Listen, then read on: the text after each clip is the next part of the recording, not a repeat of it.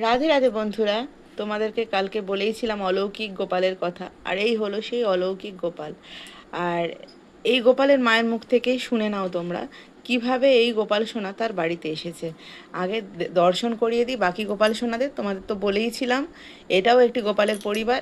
এইবার তার মায়ের কাছ থেকে তোমরা শুনে নাও আমি কিভাবে হচ্ছে যে পেয়েছো বল। পেলাম রাত্রেবেলা, আমার মেয়েকে বললাম যে দরজাটা লাগিয়ে দেওয়ার জন্য, লাগিয়ে লাইট টাইট নিভিয়ে তখন আমার মেয়ে বাইরে বেরিয়ে দেখলো যে এরকম গোপাল সোনা বসে আছে আমাদের বারান্দায়।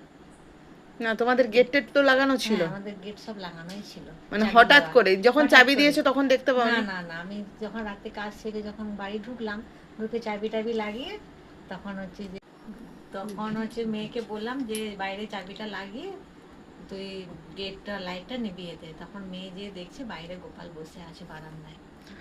আচ্ছা, আর এইভাবে আমি আজকে পেয়েছি। কি অলৌকিক ঘটনাটা জল খাওয়াতে আজকে ঘটেছে? জল খাওয়াতে যে দেখলাম পুরো জলই শেষ করে দিল। হ্যাঁ, একটুখানি তলায় ছিল জলটা। দেখো বন্ধুরা, তোমরা তো আমার কাছে শুনেছো, এবার তোমাদেরকে গোপালের মায়ের মুখ থেকে শুনিয়ে দিলাম। আর এই হলো সেই অলৌকিক গোপাল।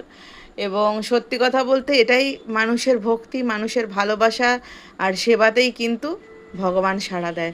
তার জ্বলন্ত প্রমাণ তোমাদেরকে দিয়ে দিলাম। চলো টাটা।